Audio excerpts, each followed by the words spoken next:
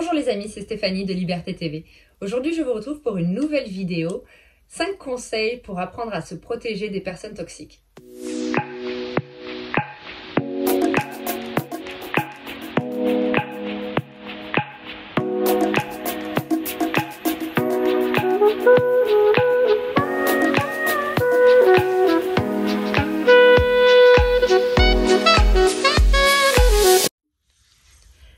Conseils pour éviter les personnes toxiques. Alors sur cette chaîne, on parle de développement personnel, de développement spirituel, d'expansion de la conscience, d'éveil, de reconnexion à soi et de tout un tas d'autres sujets. Et aujourd'hui, j'avais envie de vous parler de protection énergétique. Comment faire pour se protéger face aux personnes toxiques? Alors si vous êtes nouveau sur la chaîne, n'hésitez pas à vous abonner et à me mettre un petit pouce pour m'aider pour le référencement YouTube. Alors comme vous savez, la fréquence de la planète augmente déjà depuis quelques années et la fréquence de notre corps physique par la même occasion, ce qui entraîne pour beaucoup d'entre nous un éveil spirituel, un éveil de la conscience, des expansions de conscience, ce qui engendre aussi une augmentation de notre hypersensibilité et une plus grande empathie. Ça veut dire qu'on devient en fait des éponges aux énergies qui nous entourent, et avec ce développement de cette hypersensibilité, il est important d'apprendre à se protéger et à repérer les énergies qui nous entourent et à les comprendre. Alors si je vous fais cette vidéo, c'est parce que je viens de rentrer de Bali, je suis rentrée en France et je vois d'autant plus ces énergies qui tournent autour de nous et qui se présentent à travers d'autres personnes pour venir nous agresser, nous embêter et nous poser soucis. Alors voici 5 conseils pour éviter les personnes toxiques. Tout d'abord, pour pouvoir se protéger des énergies toxiques, il est important de savoir que la toxicité, en fait, c'est très relatif, parce qu'une personne qui sera toxique pour vous ne le sera peut-être pas pour une autre personne. On pourra aussi être soi-même, être toxique pour une autre personne. Donc en fait, en aucun cas, je cherche à critiquer qui que ce soit. On fait tous de notre mieux sur cette planète. Par contre, il est important quand même de comprendre comment ces différentes énergies fonctionnent, comment elles nous impactent et comment s'en protéger. Donc la première clé, c'est en fait déjà de les reconnaître, de reconnaître l'énergie des personnes toxiques et de reconnaître ce qu'elles font. Tout d'abord, une personne toxique aura tendance à se plaindre tout le temps. Elle va aussi avoir tendance à se victimiser, à toujours dire oui, pourquoi ça m'arrive à moi? Oh, ça, c'était tellement difficile, mais tu comprends, c'était pas ma faute. Ça va être une manière en fait de prendre l'énergie de l'autre pour pouvoir s'en nourrir. Les personnes toxiques, déjà, ça va être des personnes jalouses et très envieuses aussi, qui ne font rien pour s'améliorer.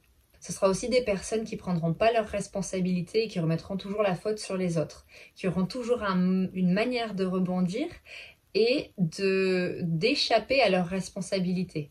Par exemple, au lieu de s'excuser, elles vous diront qu'il y avait une bonne raison à ça. Ce sera aussi des personnes qui seront très souvent dans la négativité et qui auront une capacité à repérer le négatif et à s'en plaindre.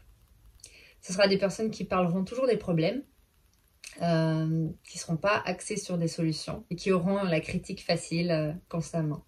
Ça peut être aussi des personnes qui ont plaisir à vous faire douter de vous-même ou qui vont vous dire que vous êtes nul, qui vont vous rabaisser et prendre plaisir à ça. Alors il faut savoir que ces comportements, c'est pas forcément des comportements conscients, ça peut être des comportements inconscients, tout à fait.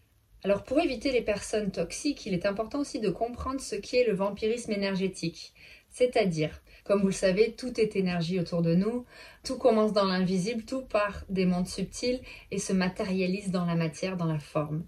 L'énergie, c'est tout ce qui nous constitue. Un vampire énergétique, comme on les appelle, et j'aime pas trop ce mot, mais c'est assez surprenant pour qu'on s'en rappelle suffisamment et qu'on comprenne ce que c'est une personne qui va venir se nourrir de votre énergie. Pourquoi? Parce qu'en général, elle ne sera pas reliée à sa propre source, c'est-à-dire à l'amour de soi et à la connexion divine, à son être supérieur. Donc, en général, elle va avoir besoin de se nourrir, d'aller chercher cette énergie qu'elle n'a pas développée encore. Ça va donner des personnes qui sont en manque d'attention, qui ont besoin d'être écoutées, besoin qu'on aille dans leur sens, besoin de les rassurer, besoin de beaucoup de besoins. C'est pas quelque chose en général de conscient, c'est inconscient. Une personne qui va vous sursolliciter va vous prendre de votre énergie. Ce sera difficile à reconnaître un vampire énergétique. Pourquoi? Parce qu'on ne se méfie pas. Lorsque vous avez une communication, un échange, une conversation avec une personne, ce qui se passe, c'est qu'en fait, il faut imaginer votre corps éthérique autour, votre corps énergétique, autour de chaque personne. Et quand quelqu'un va être en manque de quelque chose, elle va venir pomper cette énergie-là pour combler ce manque temporairement. Donc elle va avoir besoin d'attention, besoin d'être rassurée, d'être reconnue, besoin de se plaindre. Donc ça va naturellement venir pomper dans votre champ énergétique ce dont il lui manque. Et à la fin de la conversation, au bout d'une heure, vous allez être vidé. Et vous n'allez pas savoir pourquoi. C'est parce qu'il y a des échanges énergétiques entre les individus et que l'équilibre a été rompu. Donc la dynamique, c'est qu'en fait, notre énergie est pleinement absorbée par la personne et du coup, on la perd. En général, la personne ne cherche pas à manipuler pour détruire parce que ça fonctionne pas comme les pervers narcissiques où eux vont faire du mal à la personne. Là, dans ce cas-là, du vampire énergétique qui ne se rend pas compte qu'il pompe l'énergie des autres, en fait, comme il ne veut pas de mal à la personne et qu'il l'apprécie beaucoup, parce qu'il a besoin de son énergie, il va être toujours très avenant et très gentil. Parce qu'ils vont avoir besoin de continuer à vous pomper votre énergie. C'est un peu ça la dynamique en fait. Alors que faire pour vous protéger en fait de ces voleurs d'énergie et des personnes toxiques en général? Ça nous amène au troisième point, vous faire confiance. Les amis, faites-vous confiance. Écoutez votre intuition. Vous remarquez qu'il y a un problème, que vous ne vous sentez pas bien. Quand vous ressentez ce premier sentiment de blocage, qu'une personne essaie de vous soutirer cette énergie d'une manière ou d'une autre, en se plaignant trop, en étant tout le temps négatif et que vous vous contractez à l'intérieur, que ça vous embête en fait que cette personne elle vous parle de ça, ou qu'elle vous force à écouter ça, ou qu'elle vous force à lui dire oui mais ça va aller. Écoutez-vous et reconnaissez que c'est une personne qui vous vole de l'énergie. Vos émotions d'inconfort aussi et de surprise, des sentiments que vous pourriez ressentir ou vous vous sentez mal à l'aise ou des choses comme ça, ça montre qu'il y a un déséquilibre et qu'il y a quelque chose qui ne passe pas. Vous savez ce qu'on a tendance à faire bien souvent quand on est en présence d'une personne qui va dire quelque chose qui ne nous va pas ou qui va nous forcer à aller dans son sens et par correction en fait. On va être gentil, on va être plaisant, on va lui dire « Ah oui, mais c'est nanana ». En fait, on accepte consciemment de donner notre énergie à la personne. Alors il est important en fait de préserver notre énergie. Pourquoi? Parce que quand on vibre pas haut et qu'on a perdu de l'énergie, soit avec des personnes toxiques ou des vampires énergétiques, ça va nous affecter nous en fait dans notre gestion de nos émotions, dans la gestion du mental. On va commencer à avoir la roue du hamster où on va réfléchir beaucoup trop, on va se sentir moins bien, on va avoir moins d'énergie pour nos journées, pour nos actions, pour trouver la motivation. Être entouré de personnes saines et avec des conversations saines, ça recharge énormément. Donc faites le test. Voyez ce que vous ressentez en présence de personnes toxiques et voyez comment vous vous sentez quand vous passez une heure avec des personnes hyper saines qui vous ont encouragé, qui ont partagé et des conversations avec de la bienveillance, du respect et de la gentillesse. Ça change tout. Quatrième conseil pour éviter les personnes toxiques et pour vous en protéger, c'est d'éviter de rationaliser avec elles. Une personne toxique voudra toujours avoir raison et prendre votre énergie. Avoir raison, ça donne de l'énergie, donc ça prend votre pouvoir. Donc évitez de vous justifier, de rationaliser la situation parce que ça ne fonctionnera pas. Si vous vous lancez dans des débats complexes, vous allez aller à l'épuisement. Pour comprendre justement la dynamique des personnes toxiques, des choses que vous pouvez faire, parce que ça c'est une vidéo assez courte, je vous mets dans la description ci-dessous un article que j'ai posté sur mon site pour se préserver des personnes toxiques. Donc n'hésitez pas à aller le lire pour approfondir ce sujet si vous vous sentez concerné. Enfin, cinquièmement, la grande solution pour se protéger des personnes toxiques et des vampires énergétiques, c'est de poser des limites. D'une, pour ne pas vous faire envahir, deux, pour ne pas vous épuiser, et trois, pour créer une distance physique et une distance dans la communication avec ces personnes.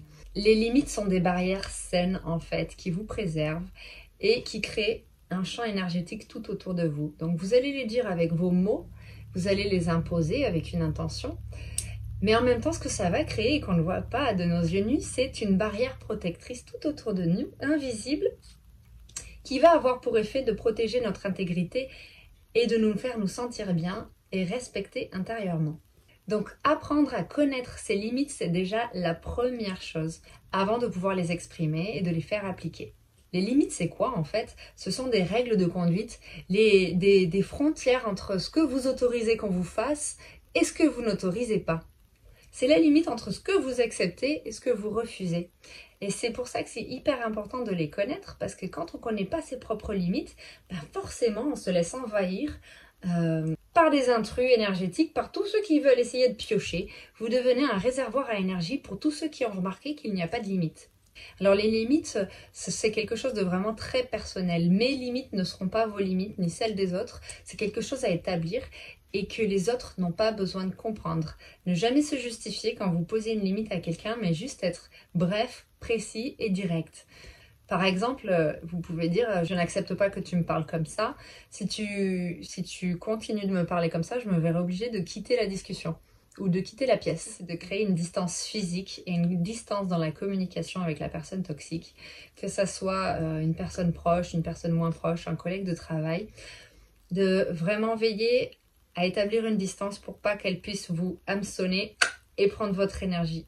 Alors je terminerai cette vidéo que j'ai essayé de faire courte, mais j'ai pas réussi, en vous disant une phrase que quelqu'un a dit récemment et qui est vraiment très juste. J'aime tout le monde, mais je choisis de qui je m'entoure. C'est exactement ça, on peut aimer tout le monde, avoir envie d'être là pour tout le monde, mais par contre, les personnes qui nous entourent et qui sont dans notre cercle proche sont des personnes que l'on a le droit de choisir et on n'est pas obligé d'accepter tout ce qu'elles font. Rappelez-vous aussi que vous êtes la somme des 5 personnes dont vous vous entourez et que vous prenez l'énergie de ces personnes. Donc en fonction de leur toxicité, vous l'absorbez aussi et vous devenez un miroir en fait de qui ils sont. Donc c'est pour ça que c'est très important de s'entourer des personnes que l'on a envie d'être. Si vous voulez être quelqu'un de bienveillant, d'être dans la paix, d'être dans le calme, entourez-vous de personnes bienveillantes qui sont dans la paix et dans le calme. Ça aura un impact énergétique sur vous aussi. Voilà les amis, j'espère que cette vidéo vous aura été utile.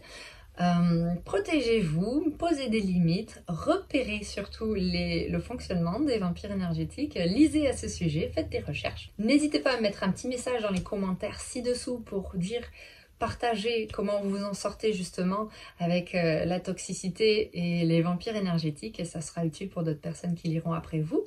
Je vous embrasse très fort et je vous dis à bientôt pour une prochaine vidéo.